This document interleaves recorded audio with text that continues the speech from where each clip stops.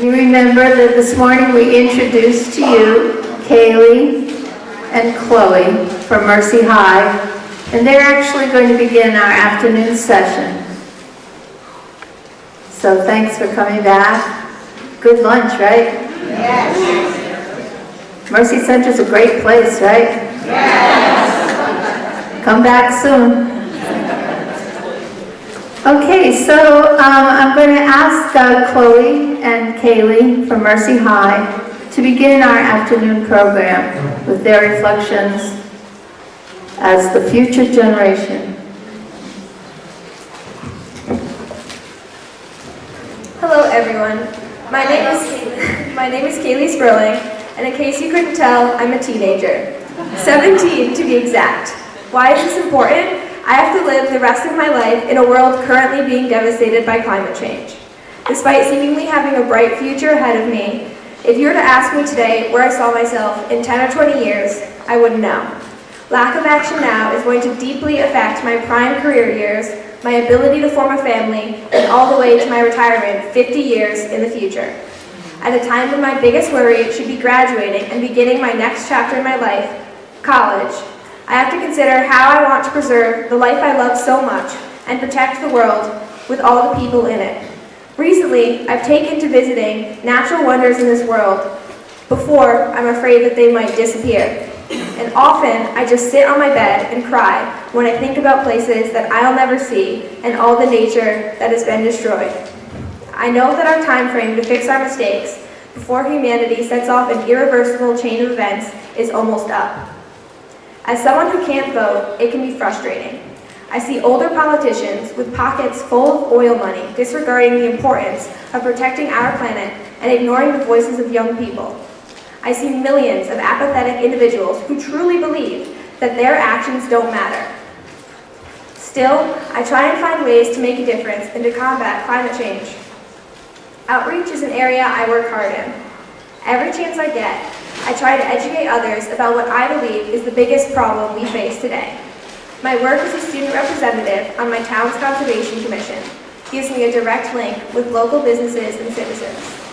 We educate adults and children alike about climate change in addition to our other projects. I co-run my school's Ecology Club, which we help educate our school, and we do projects around the building. And I did my year-long social justice project in theology on climate change and consumerism. Through this, I've learned a big lesson. Often, people do want to combat climate change. They just don't know how, and are often missing key information about how serious this issue is. When I explained all the problems of fast fashion to my class last year, an issue that interests me deeply as a teenager who likes clothes, my classmates were shocked to learn about the damage that the companies they shopped at created. I had a similar reaction when I learned that even an action as simple as buying a shirt contributed to a serious pollution and waste in landfills and destruction of rivers and people's lives in third world countries. Every action we make spreads like a ripple. I've realized that in order to truly end climate change, we need a complete shift in our culture. Sustainability and eco-consciousness have to be woven into the fabric of our lives in our society. Our consumerism and throwaway lifestyle needs to end, and it needs to end now. Plastics and fossil fuels should be a thing of the past, and all companies should institute sustainable practices. We should use public transit. But this won't happen until consumers change their mindset and hold big producers accountable. Instead of just recycling, we need to refuse or fix or repurpose products. We need to change the way we shop for food, clothes, and other household items by making the environment a primary concern. I would like to close with a quote from a young environmental activist named Greta Thunberg. She says, "Adults keep saying we owe it to young people to give them hope, but I don't want your hope. I don't want you to be hopeful. I want you to feel panic. I want you to feel the fear I feel every day. And then I want you to act. I want you to act as if your house is on fire, because it is." Thank you.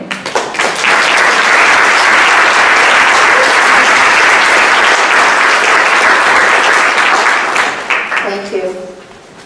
Chloe. Can you hear me? Hello. Hi, Chloe. Hi, Chloe. My name is Lurch, and I attend Mercy High. I'd like to start us off with a quote that I read a while ago that was spoken by Jay Inslee, who is the current governor of Washington. "We are the first generation to feel the sting of climate change, and we are the last generation that can do something about it. It is no news that humans are causing the earth to rot. We're polluting the air we all need to breathe, using our vast oceans as garbage dumps, and draining the only planet we have of its resources. Growing up, my family used to often take me on trips to go hiking or kayaking, or just short outings to the park next to our house. I've grown up with an appreciation for our planet and the living creatures it holds, but as I've been growing up, I've realized that it's not all fantastical, endless forests and lakes. I believe that my generation and the ones close to it can start to reverse the effects of climate change. Of course, we cannot completely do it in our lifetime. It'll take too long, but we can start the chain reaction to reverse it. Personally, I volunteer at the Children's Museum Wildlife Sanctuary in West Hartford and Roaring Brook Nature Center in Canton. After I started volunteering at these nature centers, I began to realize my own actions. I used to take the bus or car everywhere, even if it wasn't far. At home, my family only had a trash bin and we didn't often recycle. I began to notice when trash was lying around on the ground instead of in the trash can, not even a full 5 feet away. And I've noticed that in my city it really is harder to breathe. I personally have asthma, and the fumes coming from cars and other transportation, just not good. It makes it harder to breathe, and breathing's kind of a thing we all need. Since then, I've bought my family a recycling bin, and it has permanent residence in our kitchen. When going to my friend's house down the road, I walk there instead. They're small ways, but even small things can start bigger things. If we could work to teach more about being earth-friendly in classrooms and find solid ways to show the older generations that aren't activists like we are, what our habits are doing to the earth, we could start a turnaround. By teaching it in classrooms, we could bring new habits to the generation behind us. And because if we don't start a change now, we won't have any more time to make that change. Thank you.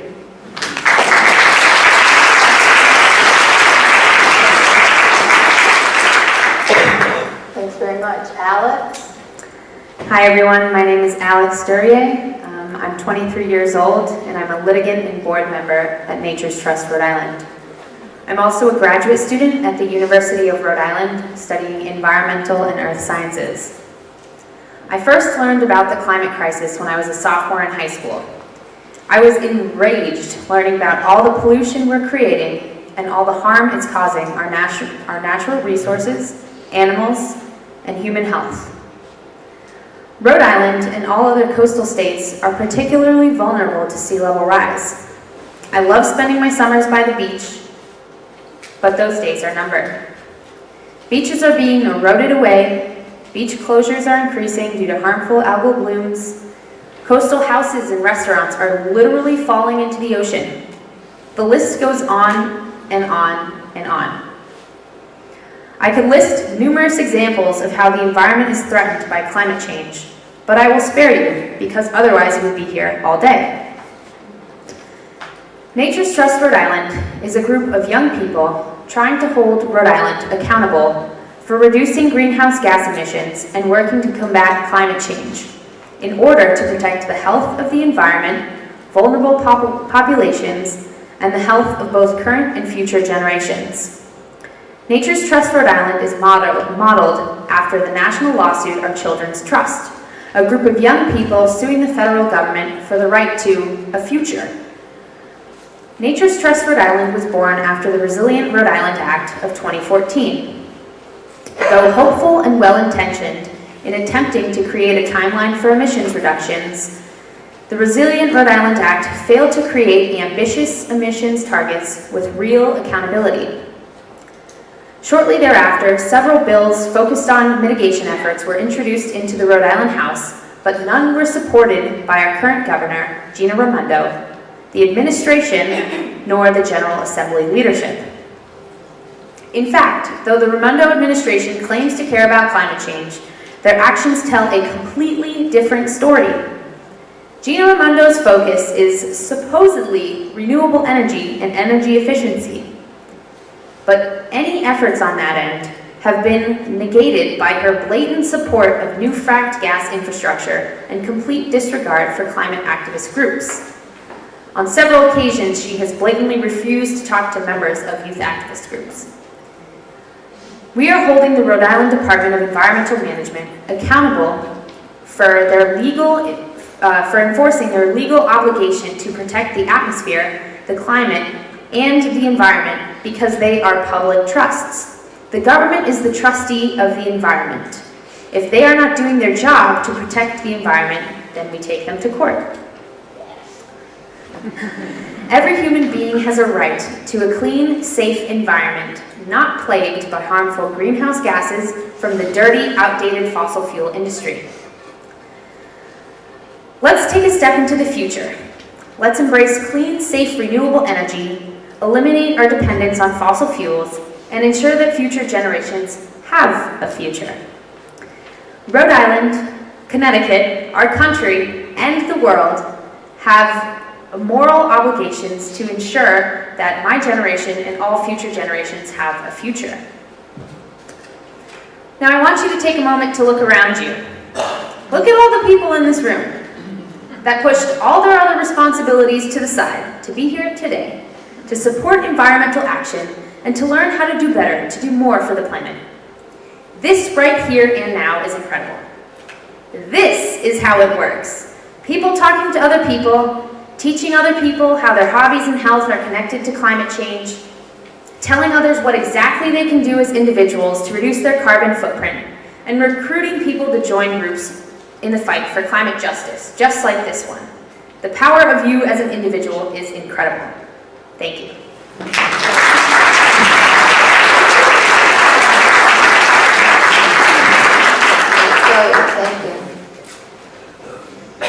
Hello, my name is Chloe Moores, and I am a junior. I'm 17, and I go to the Met High School in Providence, Rhode Island. So, we are here today to discuss an important issue. Actually, more than that, a life or death situation. We're headed towards destruction.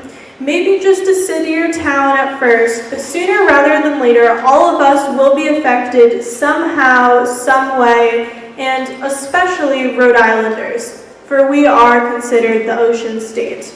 With rising sea levels and with an increase of natural disasters, which truly are not really natural, we are set to experience them too. They are because of us, humanity. Yet at this point and time, our government is not acting very humane. In fact, the DEM, the Department of Environmental Management in Rhode Island, is cutting off our voice, the voice of youth and of justice.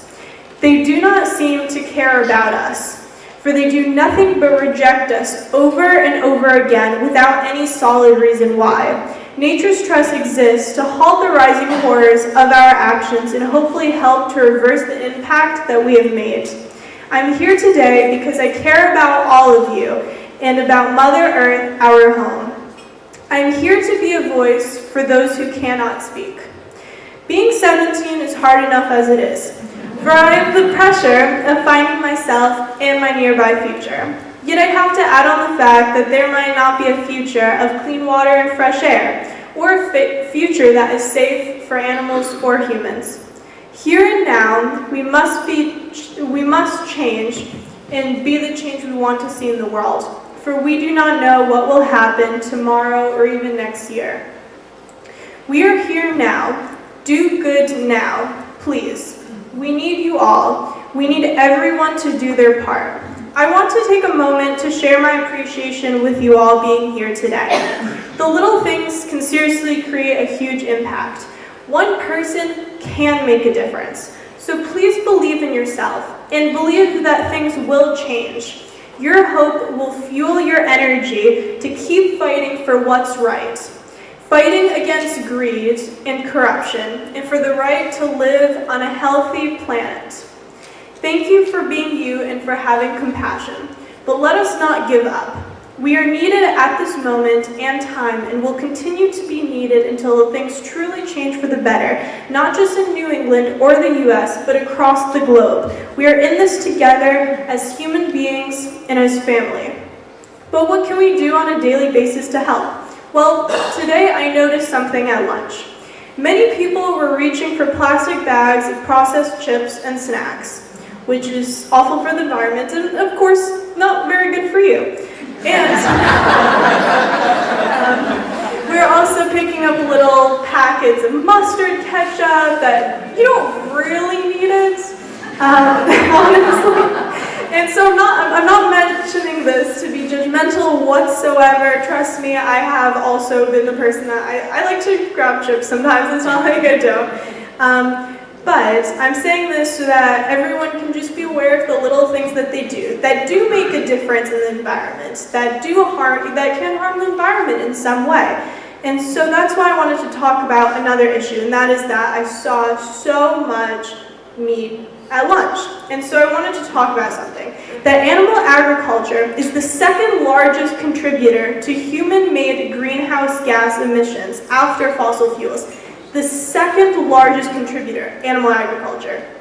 And it's the leading cause of deforestation, water and air pollution, and biodiversity loss. An average American diet that includes beef consumption creates 1,984 pounds of CO2 annually, but replacing beef with plants would reduce that figure 96%. 96%, bringing it down from 1,984 pounds of CO2 to just 73 pounds of CO2 annually.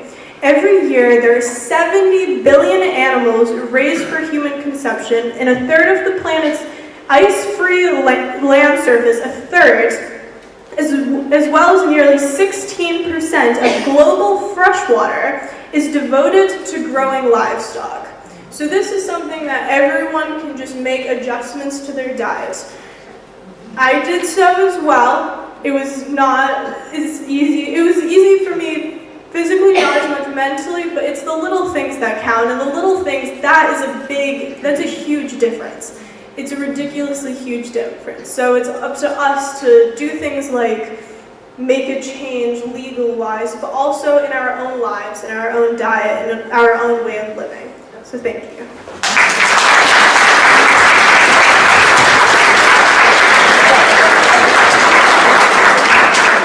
I'd like to just take a few minutes to breathe and take this in. This is the message from our youth.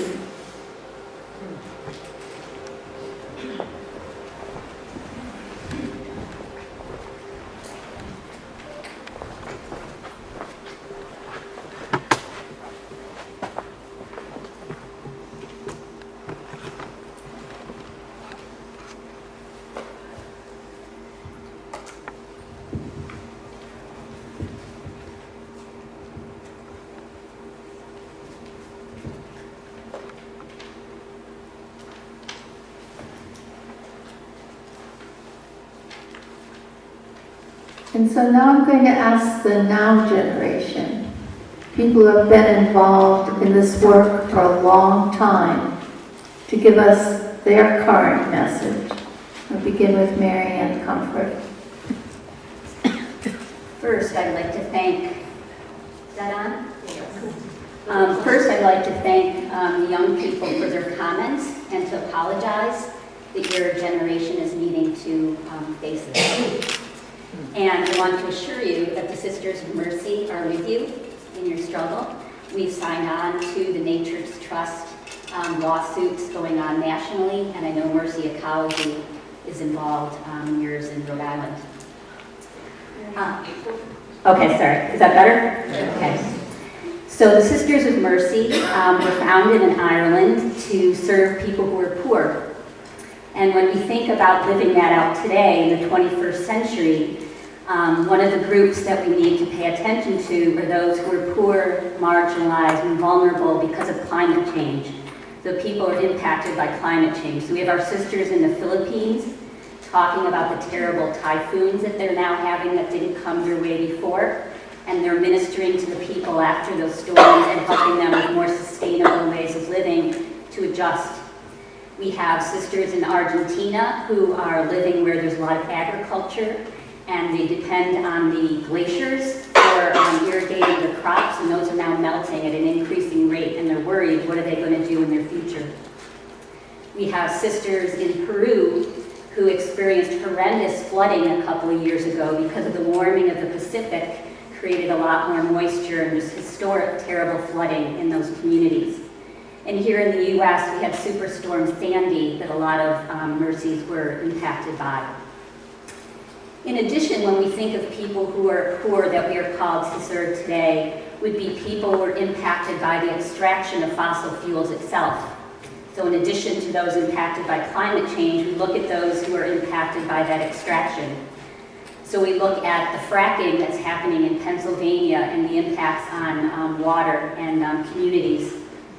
We heard from a sister in Chile where there's a city there that has oil and gas storage tanks, and most of their water is not usable. They have to have trucked in water for a whole city.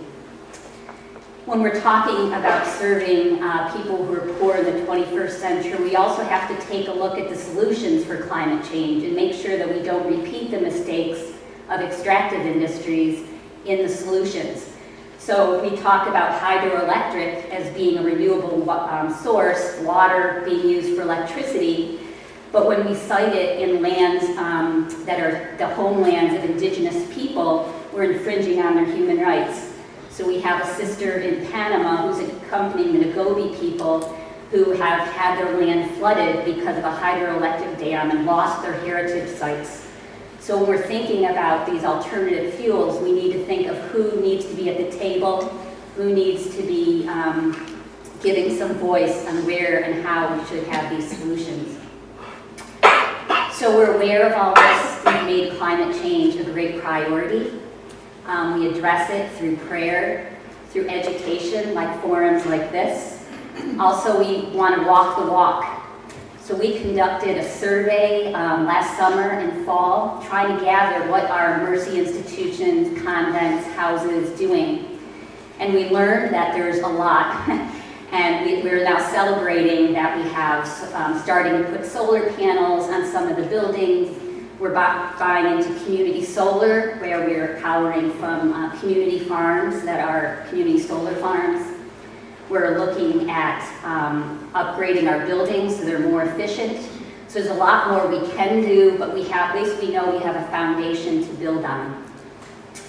And then we also know that we need to advocate. We need to call both our local, state, and federal leaders to account. I was very privileged in December 2015 to go to Paris with a small delegation of Mercy to those climate talks in Paris, and heard from those island states talking about how their very lives, their very communities are threatened by sea level rise and climate change. And we talked about the need for human rights in that agreement. So the agreement passed. It only is going to get us part of the way. There's a lot more we need to do. But then how disappointing and frustrating it was when our government decided that it wanted to pull out of the Paris Agreement. So dozens and dozens of Mercy entities, schools, colleges, administrative centers, ministries signed on to the Catholic We Are Still In, where hundreds and hundreds of Catholic entities signed on and said, we believe in the Paris Climate Agreement and we're still in on the Paris Climate Agreement. We're now advocating for the Climate Action Now Act. It's H.R. 9. It's going to come up for a vote this week, which is simply, we need to stay in the Paris Agreement. Technically, the country can't withdraw from it until November 2020. So this law is saying that the Trump administration needs to put a plan into place of how it's going to reach those agreements, because we're technically still in. So you can do some advocacy around that. We also, as the Sisters of Mercy, have signed on to the faith principles for a Green New Deal. I know the Green New Deal has been a lot in the news, and Interfaith Power and Light developed a set of faith principles to show that our basic principles of truth and science, solidarity with others, compels us to want the goals of a Green New Deal. And so we signed on as Sisters of Mercy. You can sign on as individuals as well to the Green New Deal faith principles that are going to be delivered to Congress this week. So there's all kinds of ways that we can take action, and I invite you in the back of the room, there's copies of the Green New Deal faith principles. There's also a sign-up sheet for those of you who are not a Mercy advocate. You can join us to get emails of when it's important to contact your legislators. And I believe there'll be an email going out to all of you that have links to some of these actions that you can take as well. So thank you for being here, and really look forward to us all working together with our young people for their future and the future of their children and grandchildren.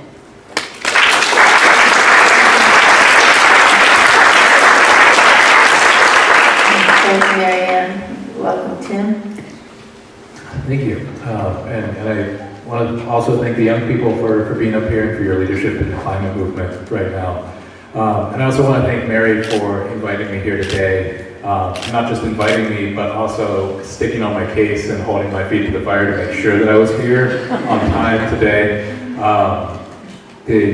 Gina said, about waking up and not just falling into the negative, which I know I sometimes have a habit of doing. But this morning, I had pretty much the most inspiring and hopeful morning I've had in a really long time, because I was up in Fall River, Massachusetts, watching the power plant come down, watching them implode these huge smokestacks for that coal-fired power plant, gathered with about 500 other people on a hillside in Fall River with a marching band and everyone dancing. Standing there with a lot of folks who had been a big part of the fight to bring those towers down. Standing there with the Conservation Law Foundation and Amy Moses, folks from Climate Action Rhode Island were hosting the party there. Jay O'Hara, who was the captain of the lobster boat that he anchored in front of the dock there at the Breaking Point power plant and blockaded a shipment of West Virginia coal from being delivered. And so it was this really joyful moment where not only did we have cause to celebrate as climate activists, but we had a really dramatic demonstration of what our victory looks like. It looks like these 700-foot tall towers crumbling to the ground right in front of us in this huge boom we all felt in our bodies. We rarely get that kind of moment in doing this work. And so with all the ups and downs that I've had over the years of climate activism, those moments really helped to sustain me, and I think sustain a lot of us in doing this work, which we know can involve a lot of patience and a lot of frustration, and a lot of setbacks and a lot of grieving. And I'm sure a lot of us who have been in this work for a while have been doing that. I've certainly, I think a lot of my maturation process as an activist has involved learning how to hold all of that heaviness without letting it bring me down. When I started this work, I was a young person, and now I'm something else. And certainly when in certain ways I was born into this work. I was born in West Virginia to a family that fought the coal industry. My mom was one of the founders of the West Virginia chapter of the Sierra Club, and fought the coal industry in the early days of mountaintop removal. And being an environmentalist was in my blood in that way. But it was really around 2006, 2007 that I started focusing much more on climate change. And one of the seminal moments for me was in early 2008, and I saw a presentation by a scientist woman named Dr. Terry Root from Stanford. And she was one of the lead authors of the IPCC report that had just come out a few months earlier. And she gave this presentation that included these emissions scenarios over the 21st century. And I came up to her afterwards and I said, it looks like the best case scenario there at the bottom of your graph peaked around 2030 and started coming back down. And she said, yes, that's correct. And I said, but didn't the most recent report you just put out say that if emissions didn't peak in 2015 and start coming back down, that we wouldn't even recognize the planet? And she said, yeah, that's correct. And I said, so what am I missing? It seems like you're saying there's no scenario in which we avoid these worst case consequences. And she said, you're not missing anything. She said, there are things we could have done in the 80s and things we could have done in the 90s, but she literally put her hand on my shoulder and said, I'm sorry, my generation failed yours. and she had just won the Nobel Prize for her work on climate change. And that was shattering to hear at that point, even as someone who had been reading up on a lot of that, to have a Nobel Prize winner say that with such severity. But it's also one of the things that really motivated me into action. It certainly pushed me into a period of grieving, but that period of grieving was a period of letting go of a lot of the connections that I had that anchored me into the status quo. And so there was a certain process of liberation that came from that grieving that then allowed me to act in much bolder ways. And it was through acting that then I got much more connected to the climate movement and much more connected to others that were willing to act in that way. And much more rooted in really what my purpose was for being here and struggling for a healthy and just world for all of us. And it was sort of in holding that paradox of sort of the whole world that we have to lose and the whole world that we have to fight for, and really getting both of them. You know, this conference is called the Peril or Promise of Climate Change. But I think the reality is we're gonna get both, right? We're gonna get both peril and promise.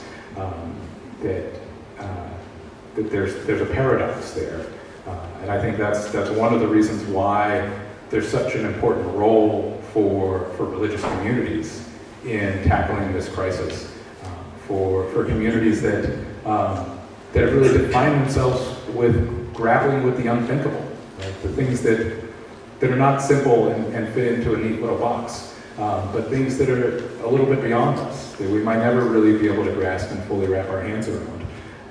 That those paradoxes are inherent to this crisis, just as they are to the nature of the rest of our existence. That we can recognize that it's not 1992 anymore in the struggle against climate change, and that we're not going to stop the climate crisis, and recognize that it's more urgent than ever to keep fighting, and it's been grappling with that and now trying to learn how to model that in sort of an elder role that I am increasingly moving into as a younger generation steps up behind me, that I'm still learning with, for sure. A few years ago, an organization called Earth Guardians that's led by teenagers invited me to be on their wisdom council. So it's like the older generation. And it was the first time that I had experienced that, and so I turned to some of the older activists that I knew and said, okay, how do I learn to be like an elder? You know, how do I learn to be a mentor? Like, where's the training that I can sign up for to learn to be a mentor here? And everybody's like, well, we don't do that. We don't train people on that. And I was like, well, maybe we should. Because it's certainly something that I know that I've always needed, and I know that we owe to the young generation right now is to mentor them in all the support that they're going to need in grappling with this unthinkable crisis that is going to be the nature of their whole lives. This continued struggle against this escalating climate crisis.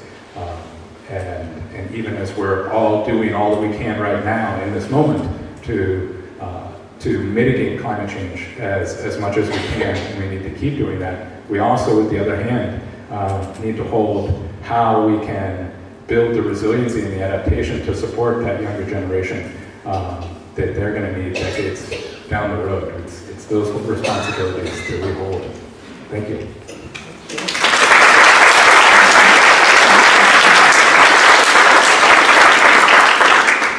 Well, I guess I'm holding up the end.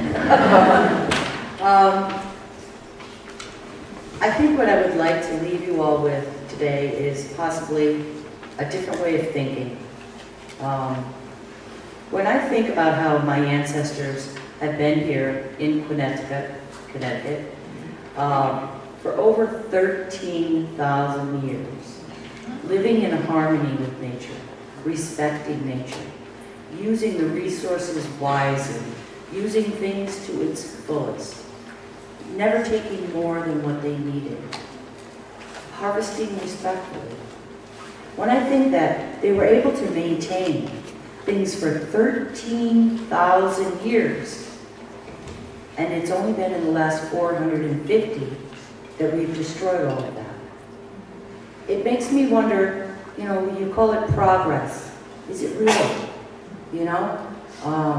Perhaps we need to go back to some of those old-fashioned ways of thinking, not just of the Native American culture, but your cultures as well.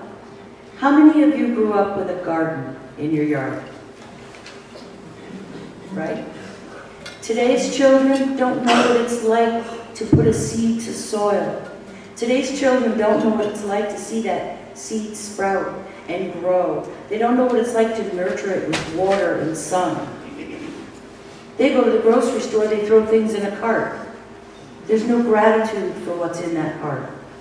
It's too easy for them. They don't appreciate that gift. They don't honor that gift. Part of what I do at our museum is I'm trying to reconnect those kids to the earth once again. I'm trying to show them that everything in their lives, a life was given. Your home takes 48 trees. A basket takes 30 years of a tree's life. And if you think about every gift that you've been given, the food, your home, your clothing, everything is a gift. Something gave its life for you to have that gift. And if you were to think of it in that way, you appreciate it a whole lot more. I heard something that kids today spend less time outside and outdoors than a prison inmate. And that blew me away.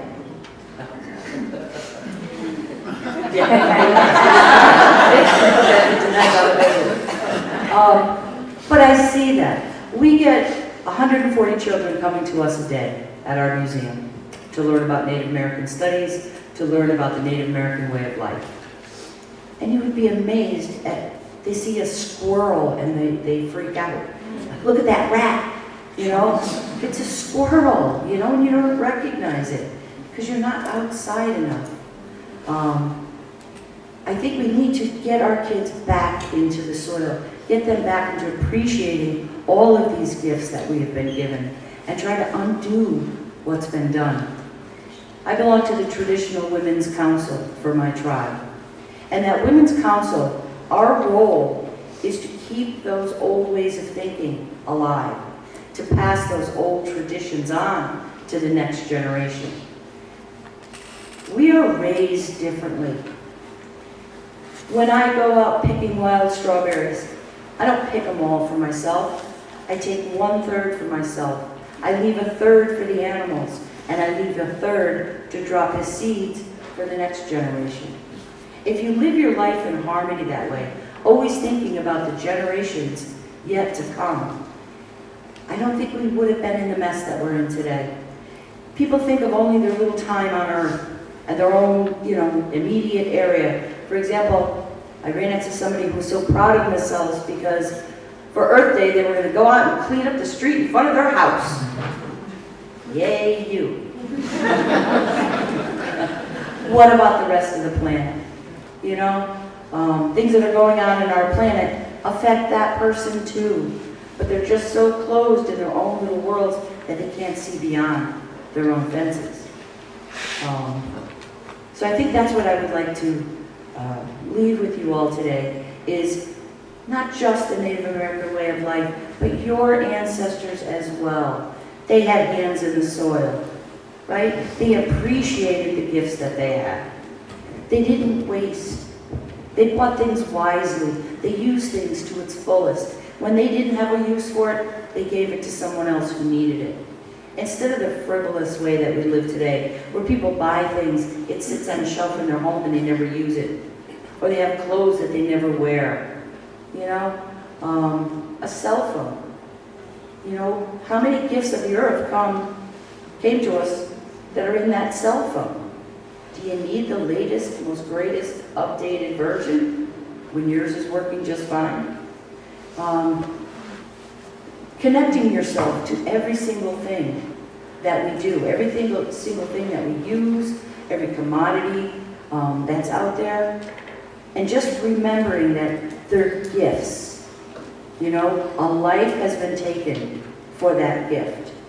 In our world, animals, plants, they're all living things. And we need to give thanks to them for providing us with what we need. Thank you.